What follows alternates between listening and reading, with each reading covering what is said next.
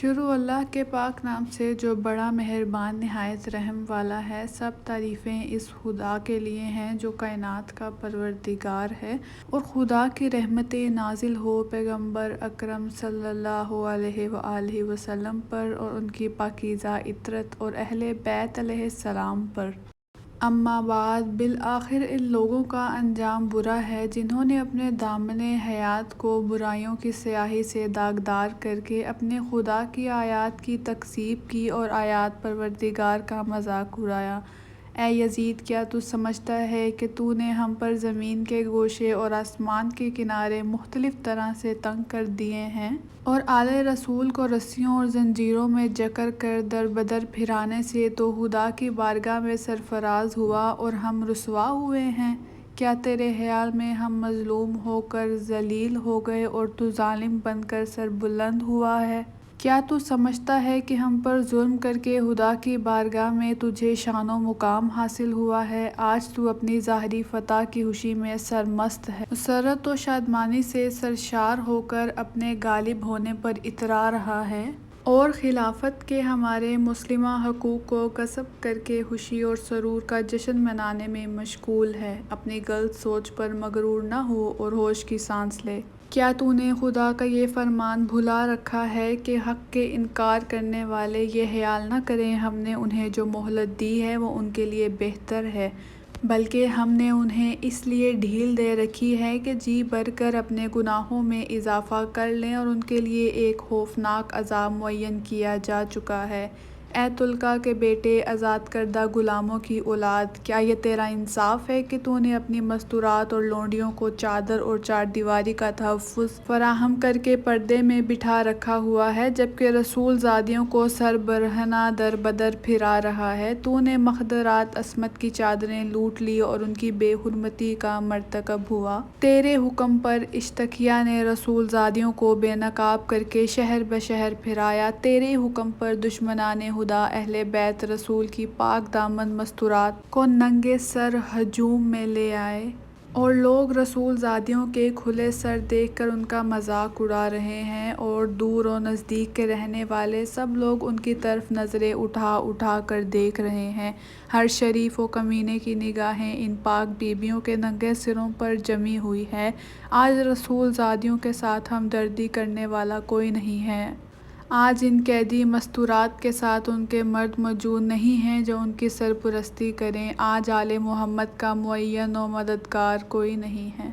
اس شخص سے بھلائی کی کیا توقع ہو سکتی ہے جس کی ماں یزید کی دادی نے پاکیزہ لوگوں کے جگر کو چبایا ہو، اور اس شخص سے انصاف کی کیا امید ہو سکتی ہے جس نے شہیدوں کا خون پی رکھا ہو؟ وہ شخص کس طرح ہمیں بیت علیہ السلام پر ملازم ڈھانے میں کمی کر سکتا ہے جو بغض و عداوت اور کینے سے بھرے ہوئے دل کے ساتھ ہمیں دیکھتا ہے؟ اے یزید، کیا تجھے شرم نہیں آتی کہ تو اتنے بڑے جرم کا ارتکاب کرنے اور اتنے بڑے گناہ کو انجام دینے کے باوجود فخر و مباہت کرتا ہوا یہ کہہ رہا ہے کہ آج اگر میرے اجداد موجود ہوتے تو ان کے دل باغ باغ ہو جاتے اور مجھے دعائیں دیتے ہوئے کہتے کہ اے یزید، تیرے ہاتھ شل نہ ہوں۔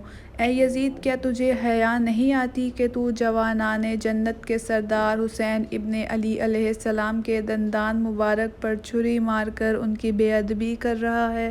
اے یزید، تو کیوں خوش نہ ہو اور فخر و مباہت کے قصیدے نہ پڑھے؟ کیونکہ تو نے اپنے ظلم و استبداد کے ذریعے فرزند رسول خدا اور عبدالمطلب کے خاندانی ستاروں کا خون بہا کر ہمارے دلوں کے زخموں کو گہرا کر دیا ہے، اور شجرہ طیبہ کی جڑیں کاٹنے کے گھناؤنے جرم کا مرتکب ہوا ہے۔ تو نے اولاد رسول کے خون میں اپنے ہاتھ رنگین کیے ہیں۔ تو نے عبدالمطلب کے خاندان کے ان نوجوانوں کو تہ طیق کیا ہے جن کی عظمت و کردار کے درخشندہ ستارے زمین کے گوشے گوشے منور کیے ہوئے ہیں۔ آج تو آل رسول کو قتل کر کے اپنے برے اسلاف کو پکار کر انہیں اپنی فتح کے گیت سنانے میں منہمک ہے۔ تو سمجھتا ہے کہ وہ تیری آواز سن رہے ہیں؟ جلدی نہ کر، عنقریب تو بھی اپنے ان کافر بزرگوں کے ساتھ جا ملے گا، اور اس وقت اپنی گفتار و کردار پر پشیمان ہو کر یہ آرزو کرے گا کہ کاش میرے ہاتھ شل ہو جاتے اور میری زبان بولنے سے عاجز ہو جاتی اور میں نے جو کچھ کیا ہے اور کہا اس سے باز رہتا۔ اے ہمارے پروردگار، تو ہمارا حق ان ظالموں سے ہم دلا دے اور تو ہمارے حق کا بدلہ ان سے لے لے۔ اے پروردگار، تو ہی ان ستم گروں سے ہمارا انتقام لے، اور اے خدا، تو ہی ان پر اپنا غضب نازل فرما، جس نے ہمارے عزیزوں کو خون میں نہلایا اور ہمارے مددگاروں کو تہ تیگ کر دیا۔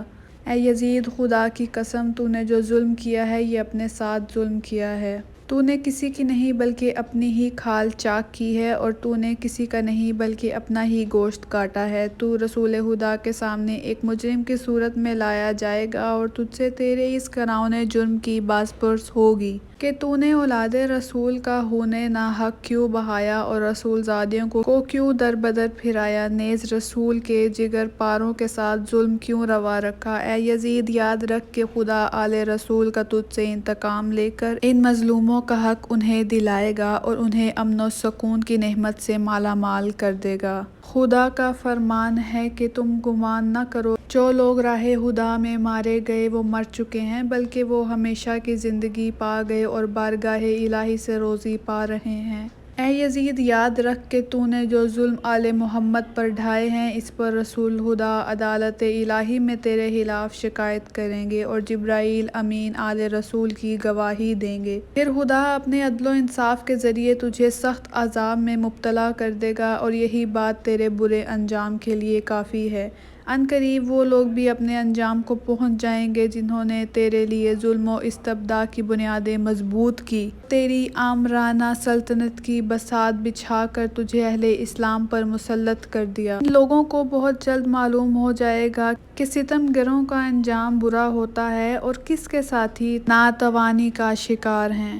اے یزید، یہ گردش ایام اور حوادث روزگار کا اثر ہے کہ مجھے تجھ جیسے بدنہاد برے انسان سے ہم کلام ہونا پڑ رہا ہے، اور میں تجھ جیسے ظالم و ستمگر سے گفتگو کر رہی ہوں، لیکن یاد رکھ میری نظر میں تو ایک نہایت پست اور گھٹیا شخص ہے جسے کلام کرنا بھی شریفوں کی توہین ہے۔ میری اس جرأت سخن پر تو مجھے اپنے ستم کا نشانہ ہی کیوں نہ بنا دے، لیکن میں اسے ایک عظیم امتحان اور آزمائش سمجھتے ہوئے صبر و استقامت اختیار کروں گی، اور تیری بد کلامی و بد سلوکی میرے عزم و استقامت پر اثر انداز نہیں ہو سکتی۔ اے یزید، آج ہماری آنکھیں اشک بار ہیں اور سینوں میں آتش غم کے شعلے بھڑک رہے ہیں۔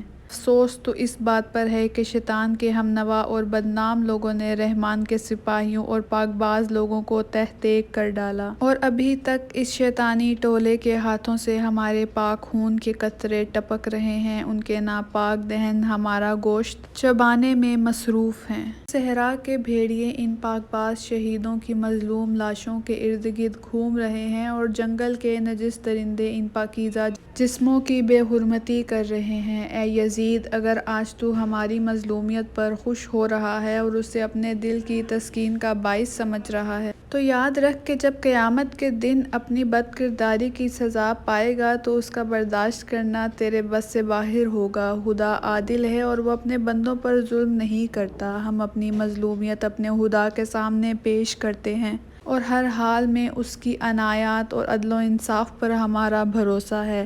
اے یزید، تو جتنا چاہے مکر و فریب کر لے اور بھرپور کوشش کر کے دیکھ لے، مگر تجھے معلوم ہونا چاہیے کہ تو نہ تو ہماری یاد لوگوں کے دلوں سے مٹا سکتا ہے اور نہ ہی وحی الہی کے پاکیزہ اثار محو کر سکتا ہے۔ تو یہ خیال خام اپنے دل سے نکال دے کہ ظاہر سازی کے ذریعے ہماری شان و منزلت کو پا لے گا۔ تو نے جس گھناؤنے جرم کا ارتکاب کیا ہے اس کا بدنما داغ اپنے دامن سے نہیں دھو پائے گا۔ تیرا نظریہ نہایت کمزور اور گھٹیا ہے۔ تیری حکومت میں گنتی کے چند دن باقی ہیں، تیرے سب ساتھی تیرا ساتھ چھوڑ جائیں گے، تیرے پاس اس دن کی حسرت و پریشانی کے سوا کچھ بھی نہیں بچے گا جب منادی ندا کرے گا کہ ظالم و ستمگر لوگوں کے لیے خدا کی لعنت ہے۔ ہم خدائے قدوس کی بارگاہ میں سپاس گزار ہیں کہ ہمارے خاندان کے پہلے فرد حضرت محمد مصطفیٰ صلی اللہ علیہ وآلہ وسلم کو سعادت و مغفرت سے بہرہ مند فرمایا، اور امام حسین علیہ السلام کو شہادت و رحمت کی نعمتوں سے نوازا۔ ہم بارگاہ عزدہ میں دعا کرتے ہیں کہ وہ ہمارے شہیدوں کے ثواب و اجر میں اضافہ و تکمیل فرمائے، اور ہم باقی سب افراد کو اپنی عنایتوں سے نوازے۔ بے شک خدا ہی ہی رحم و رحمت کرنے والا اور حقیقی معنوں میں مہربان ہے۔ خدا کی عنایتوں کے سوا ہمیں کچھ مطلوب نہیں اور ہمیں صرف اور صرف اسی کی ذات پر بھروسہ، اس لیے کہ اس سے بہتر کوئی سہارا نہیں ہے۔